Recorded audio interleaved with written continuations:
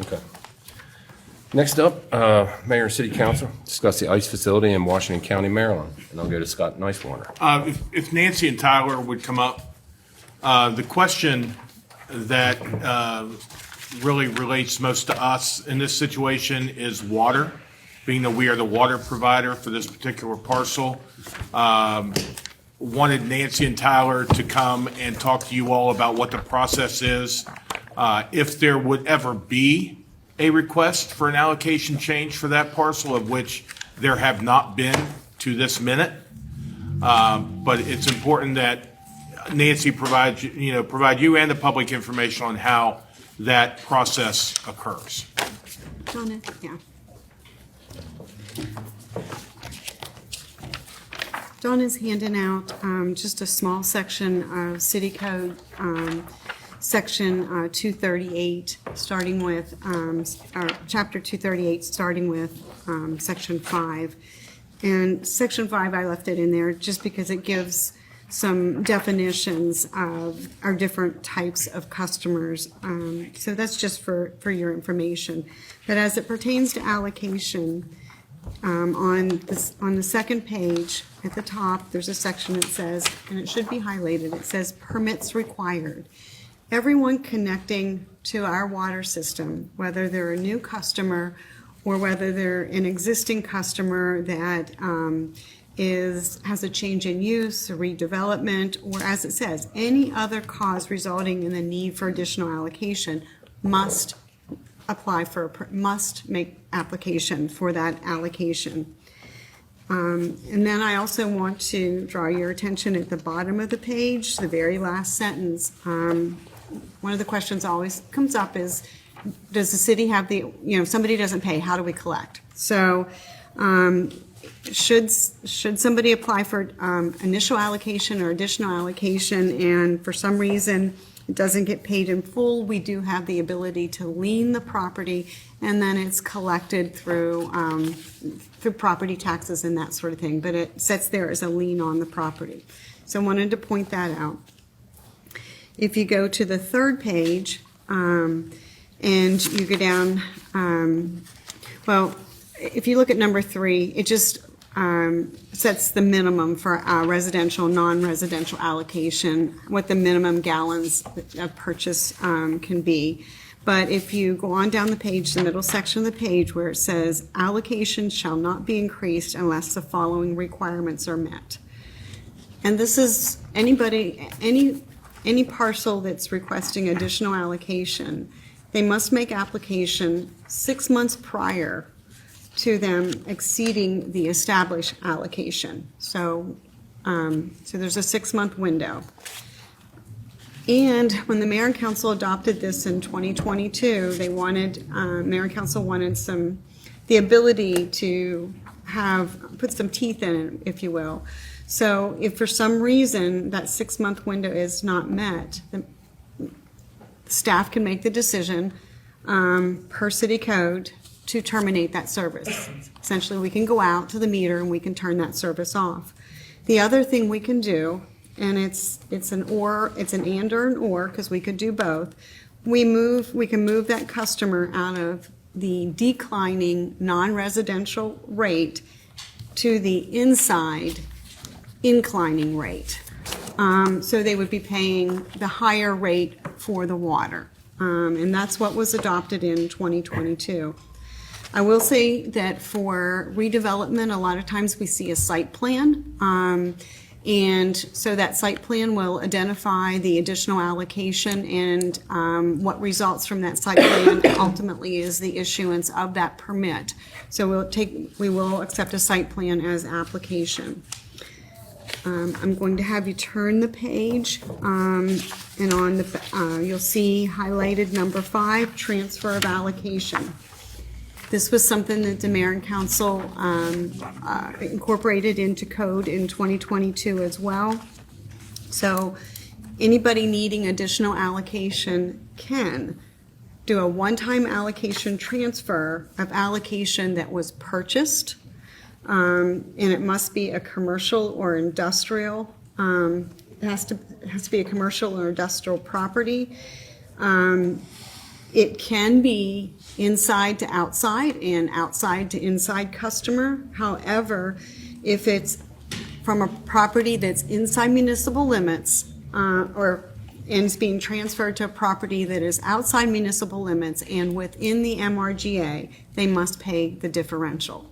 So they are the things that staff would look at should we receive any request for an increase in allocation. So with that, I guess my first question, Nancy, is does that warehouse already have running water? Is there any water that's connected to it as of yet? yes, that property, it has a purchased allocation of 800 gallons per day. Now, would that suffice 1,500 individuals per day? I honestly, I'm going to give you a qualified answer. I don't know what the intent is, what all is going to occur in that facility should they have 1,500. Is there going to be laundry? Is there going to be food service? You know, is there going to be personal hygiene, like showers and all of that? So I don't know, but 800 gallons a day for 1,500 people is a very low number. When you look at it, you know, if somebody's going to be there 24 hours a day, that's not even a gallon a day per person. It's not even, a conservation toilet uses a gallon and a half, to put that into So perspective. just in your opinion, the 800 per day isn't suffice for, Not if it's a housing facility. I mean, I think we're talking, so in base numbers, what I kind of figured, and I've seen different numbers floating out there, you know, MDE uses a figure of 250 for an EDU, right? Correct. But on average, most jurisdictions don't see an average daily usage of a residential house, which is an EDU, at 250. They see it more between 150 and 200. Yes. Right? Yeah. And so for us, and that's what I'm trying to figure out, so there's two avenues that most jurisdictions use. They either base it on an EDU or they base it on a fixture unit count. I don't know which you guys do. So fixture unit count is where you basically, let's take the stadium. The stadium comes in and says, I want water and I'm going to have, 18 urinals and I'm going to have, 6 toilets. I'm going to have, et cetera, et cetera. And you count up all the fixtures and each fixture is sort of assigned a fraction of a unit.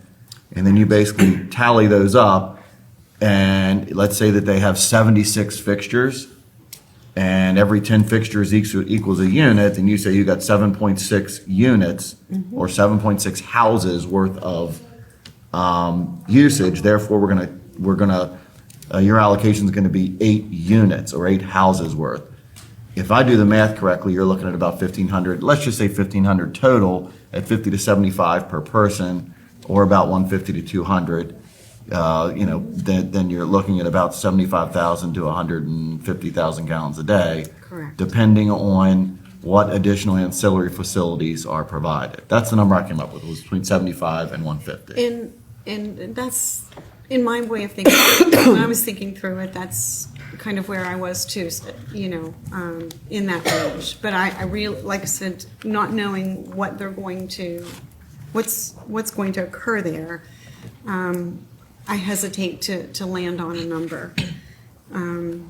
I did bring our rates with us. So for every 1,000 gallons or 5 EDUs, the cost for an outside customer is $30,780 for every 1,000 gallons, which is 5 EDUs.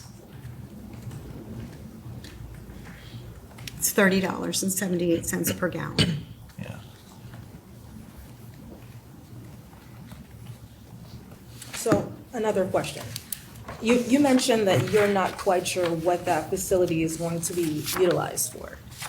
Let's say the proposal were to come our way and you were made aware of what it's being utilized for.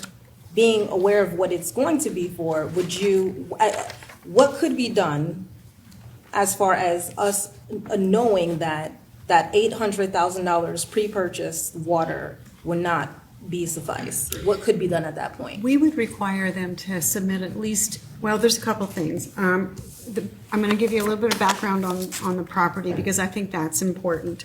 This property has a 10-inch fire line.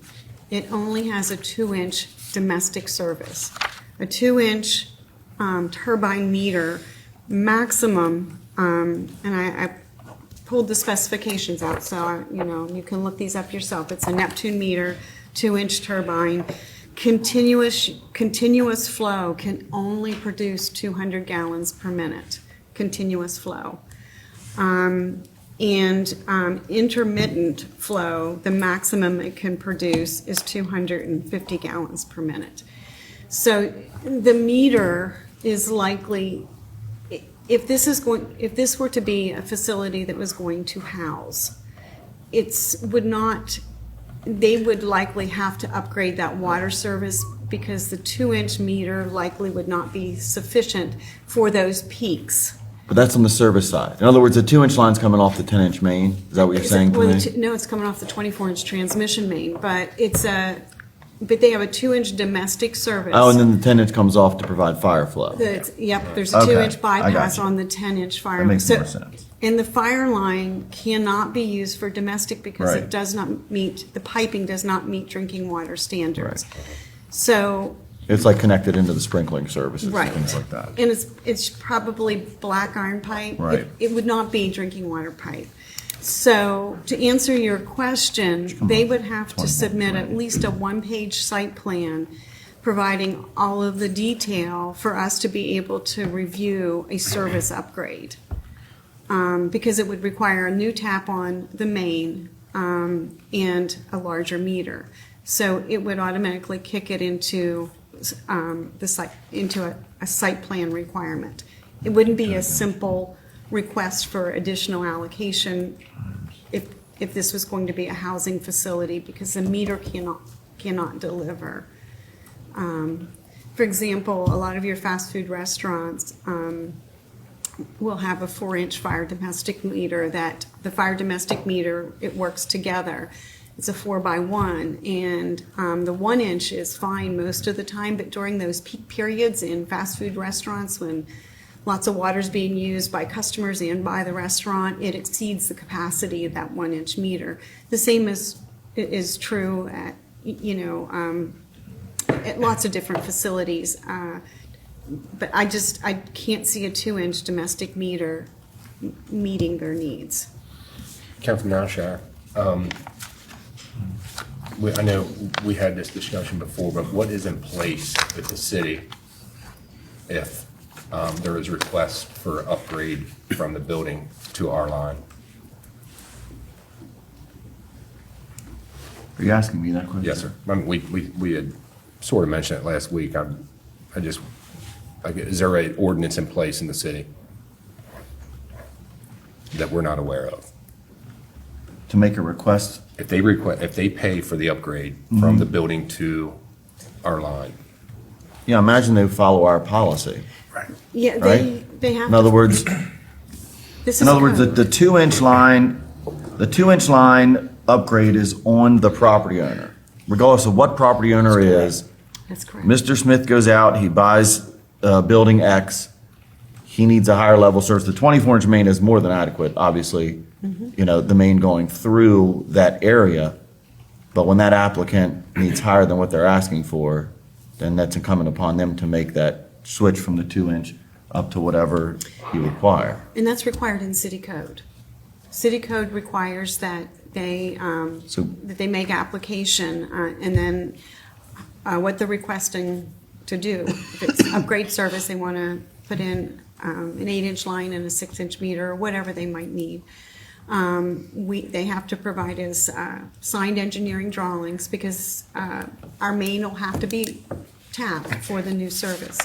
So, Yeah, I understand. I'm just asking whether if they do pay for those upgrades to that, are we required to deliver water to that site? that site is already. It already served. received service. I In know. fact, that was my question. If you read 2C that you've highlighted, I mean, it basically says that once an applicant has made application, that 6-month period starts.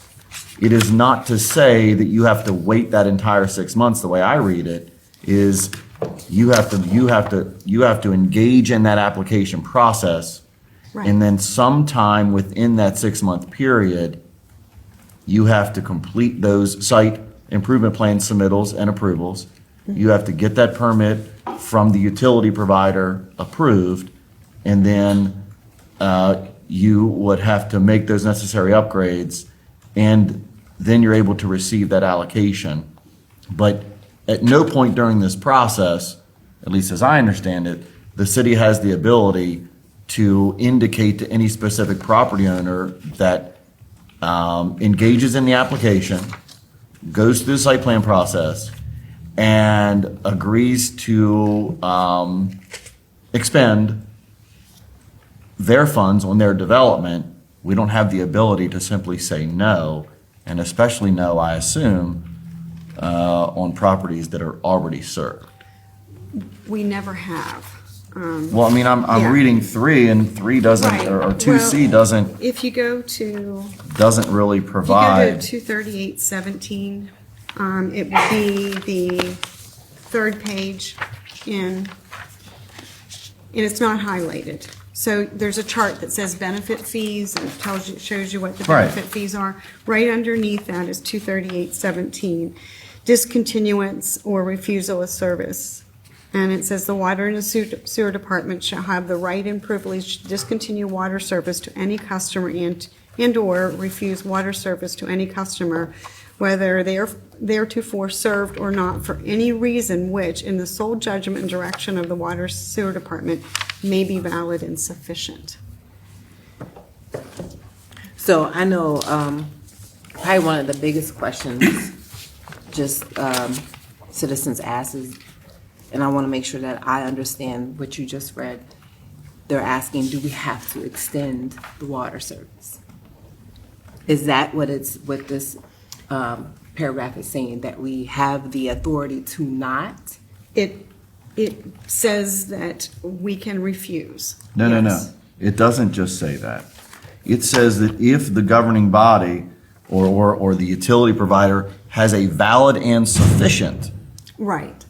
reason for denial of service, Right. it has the ability to deny the service for that specific request. Like when you read that, Yes. it doesn't give us some blanche. blanket Right. autonomy to say, It- we just don't feel like Where it we've today. used this is when customers have had leaks on their service lines and were refusing to make those repairs. We would put them on notice, you have so much time to get that repair made, or we're, Yeah, you're trying to bring them into compliance. So if a property owner went out there and attempted to, let's say, take a property and use it in a manner that is different than what has been approved without going through the proper approval process to have it approved for what they plan to use it for, then you have that ability. yes. Because I think when we wrote this, we certainly weren't talking about the subject matter we are today. What we were talking about at that time was we were having a number of larger warehouses develop on the city's water utility system.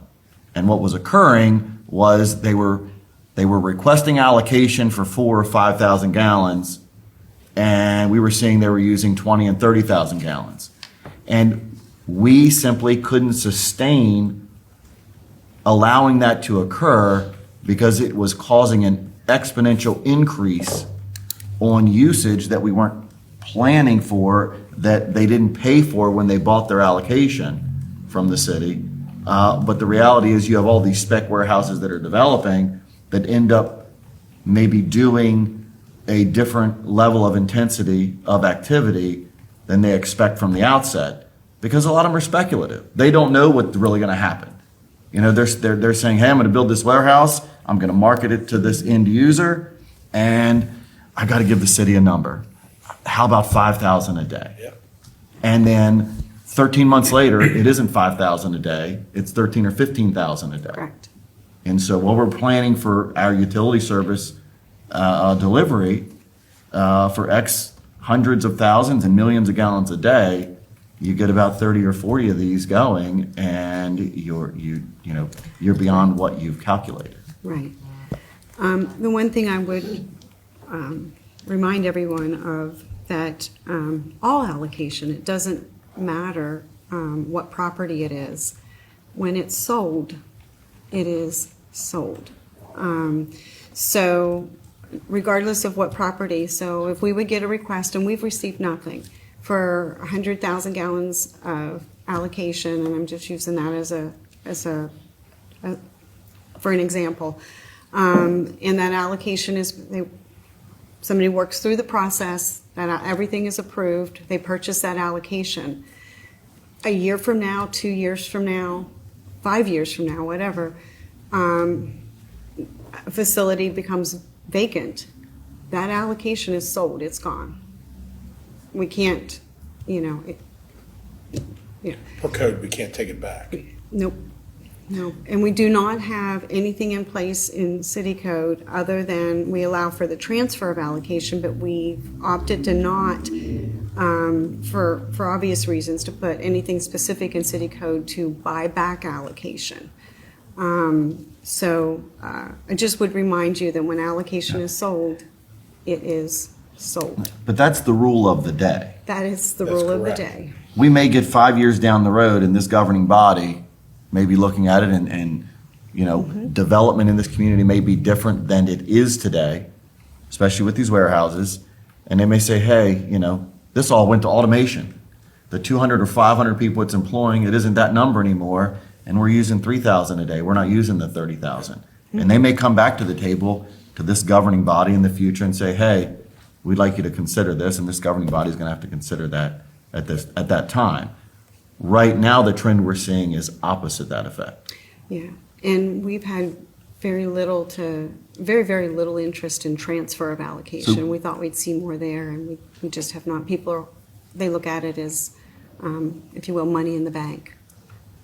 So if a property owner comes in and changes the use of a property, and we'll say fits it out differently, my basic question is, are you going to calculate that usage based on fixture units or based on the EDU count that a property owner speculates? What we request is that they provide the capacity that they want to purchase in our system, and that they provide the documentation to support those numbers. So it could be based on fixtures, or it could be based on looking at a certain occupancy rate of a facility.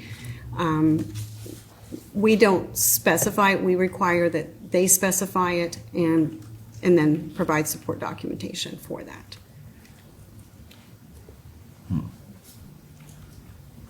Question, if at some point it became a public health issue, would that be enough sole judgment and discretion to disconnect water?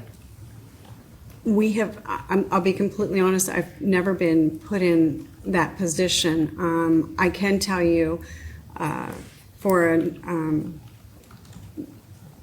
one of the things that we have to take into consideration for termination of service is to not create a public health situation. So we provide prior notification and that sort of thing if we have to terminate service.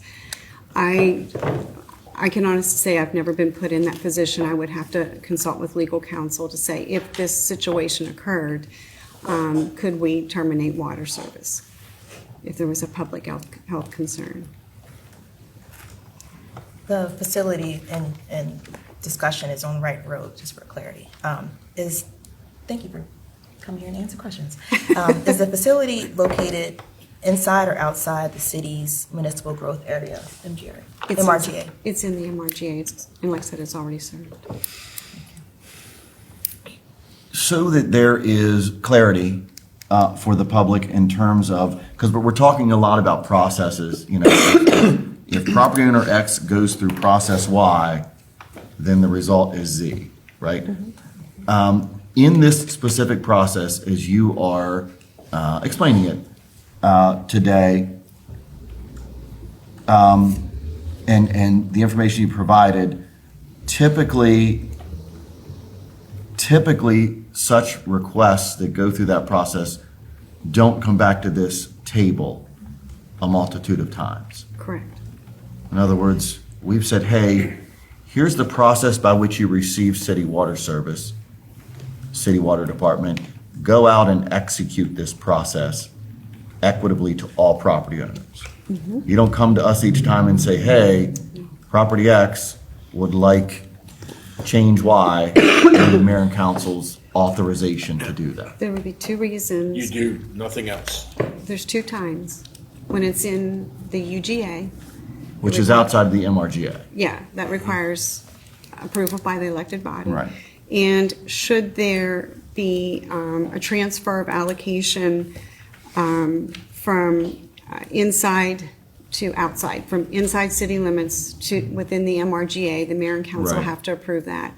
Otherwise, as long as it doesn't violate, we have the authority to, through city code, through the mayor and council, to approve water within our service, the MRGA, and within the city limits. So outside of those two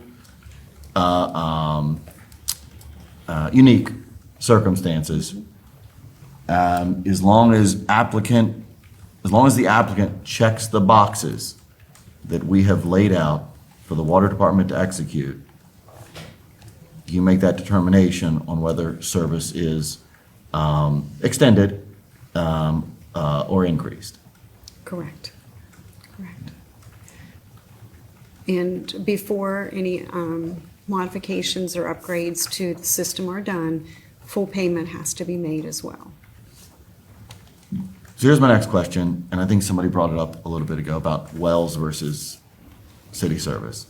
And here I think that I actually find this one to be a bit more interesting. So the way that I understand it, and I think the way that the public should understand it is as long as city water service is within reasonable distance, then the state's general position is it should. I don't want to say it has to, but I'll say it should. In most cases, it has to. It has to or should connect to that water provider, correct? So in this case, we're in the area, the applicant makes application, they're within reasonable distance, they receive city water service, right? Health department would not, because this parcel is already served, or if it weren't served and it's in our MRGA, the health department would not sign off on, because the health department has to sign off as well. So what you're saying, and you didn't say the word, was well, right? In other words, MDE, the health department being sort of the local arm of MDE, if the property owner made a separate application and said, you know what, I don't want to get involved in the politics of the issue that has arisen, we're just going to go off and drill our own wells.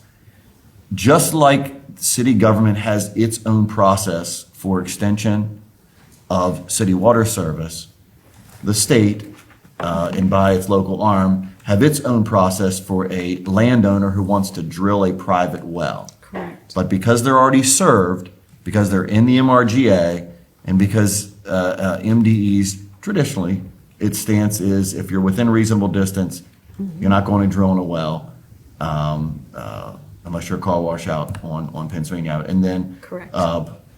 or you like how I threw that in there? Yeah. I remember like an elephant. So they would have to come and make requests. Yes.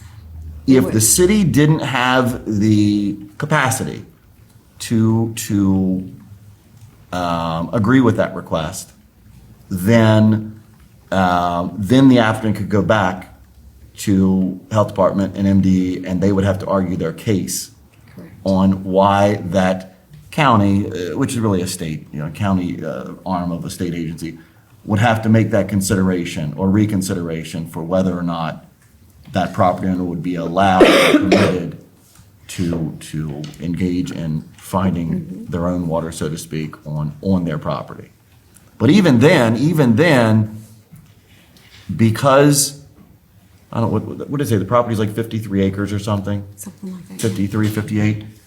Even then, they would have to enter into that equation where what MDE says, you have so much rainwater that falls on your particular property and you only get so much out of the ground. So even if you found this huge well that was just able to supply 10 million people with water, you only get Your whatever that appropriation. equation is that the state ultimately decides, which is like a 1 to 2 year process Yeah, in of itself. yeah. So That's that true. avenue is not a likely avenue by that private property owner. I just think people need to sort of hear that, question, or hear the answer to that question that's been And raised. and as you're aware, that if any property decided to pursue that for, I'm gonna say for potable water. Right. Supply, and there was an existing public water supply there, the public water supply would have to be, if you will, disconnected. You have to Disconnected. create an air gap so you don't have any Right. cross-contamination within the public water system. So, in a property where fire protection is required, it makes it Nearly makes that impossible. prospect of a well somewhat unattractive so that you can achieve the fire protection requirements that you need to have for a facility that size.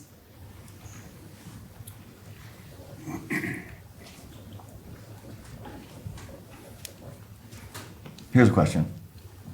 So much like, and I don't know if this warehouse has it or not, probably doesn't because I don't know that it was ever,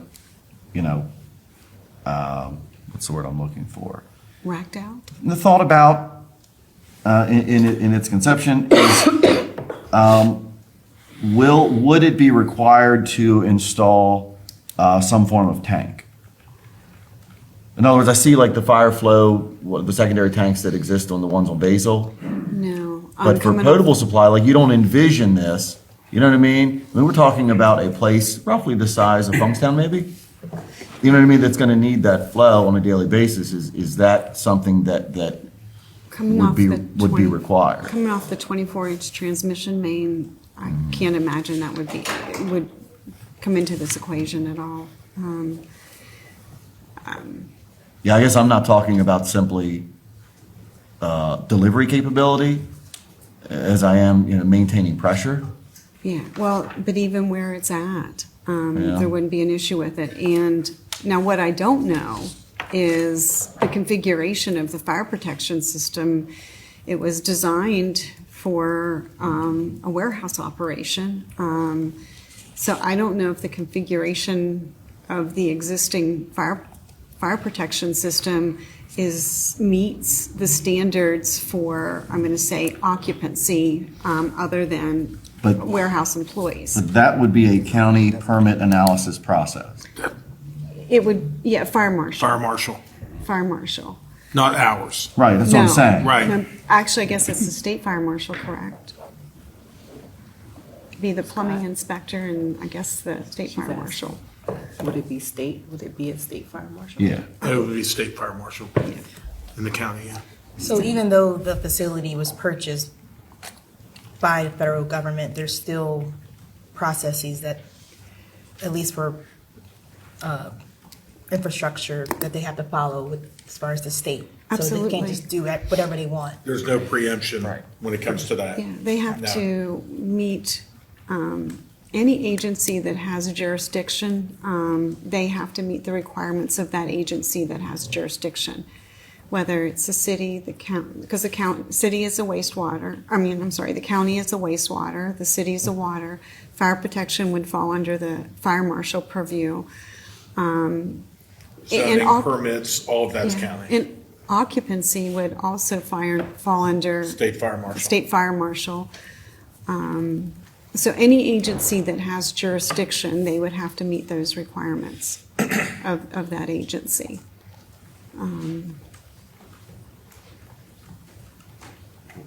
I see your point there, that it's the county and state that has overview of everything that's gonna happen within that facility as far as permits, inspections and everything. That is not city. Yeah. And this does really go back to what Councilman Alshire said when this whole policy was developed, was the fact that these warehouses were built on spec. And the fact that everyone expected it to be full of boxes and Warehouse stuff. robots and warehouse stuff. Nobody nobody ever expected it to become a place of residence, but the council at the time had the foresight to say, well, we're going to make sure that if that happens, we're going to have safeguards in place to where we'll be able to address the increased allocation that's going to result from that. And, from my perspective, our authority starts and stops with the water because it's outside of our jurisdiction.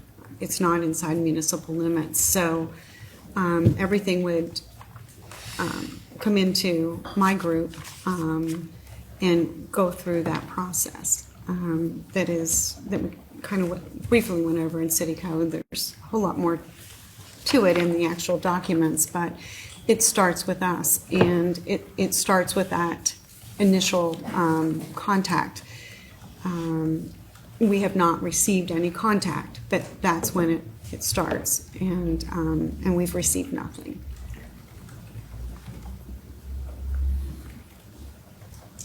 Anybody else? No, I think this was definitely helpful. Thank you for coming, because, we get a lot of emails, particularly around, well, now, before it was of folks not understanding the process as far as like how the facility was purchased, like who bought it, what are you using it for.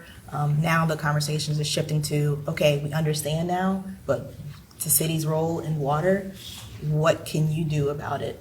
And can you not increase water? And, what's the process around allocation and that kind of stuff. So this is definitely helpful. I hope folks understand a little bit more because, again, emails constantly about the water at this point. So I thought it was really helpful that you guys come in and answer some questions, at least about the process. Absolutely. And if there's any additional questions, just let Scott know, and he'll funnel them our We'll way. keep you updated. And should we receive anything, we'll make notification immediately upon receipt. We meet every week anyway to talk about everything that's come in, but Right. We'll be sure to let everybody know. Appreciate it. Appreciate it. Thanks. Councilwoman Anderson.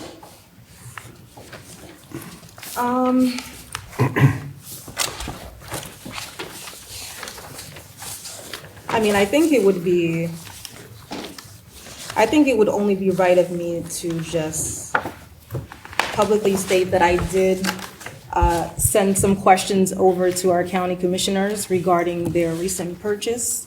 And I know that it's been said over and over again that there is no determined status of what that building is going to be utilized for. But I just find it interesting that they drafted a resolution that consistently addresses supporting DHS and U.S. immigration enforcement. If anyone else at this table can tell me what that stands for, I would love to hear it, but I can tell you what it stands for. I've been involved with it. So I clearly know what it stands for. There's no need to beat around the bush. I would like to say that I did get an answer back from the county commissioner, and she just pivoted and danced around my questions. Nothing seemed to be clear, nothing seemed to be answered. If you're wondering what my questions consisted of, they consisted of, was there compliance when it came to the Maryland Openings Meeting Act? Was there any legal reviews that were done for constitutional support? Were there any triggered operational reasons why that resolution seemed to be pressed so rapidly? So I think I owe the public to just say some of the steps that I did take on my own. Councilwoman Burnett. I have one thing. I just want to acknowledge that this body has been receiving many, many emails relating to the proposed ICE processing center, a lot recently, and all the emails are pretty consistent, and they focus on water, and they focus on asking us to do a town hall about this facility. And my email replies has been consistent, and I mentioned that I was hoping this meeting we could talk about water, which thank you again, Nancy and Tyler, for being present to answer questions and talk about the process.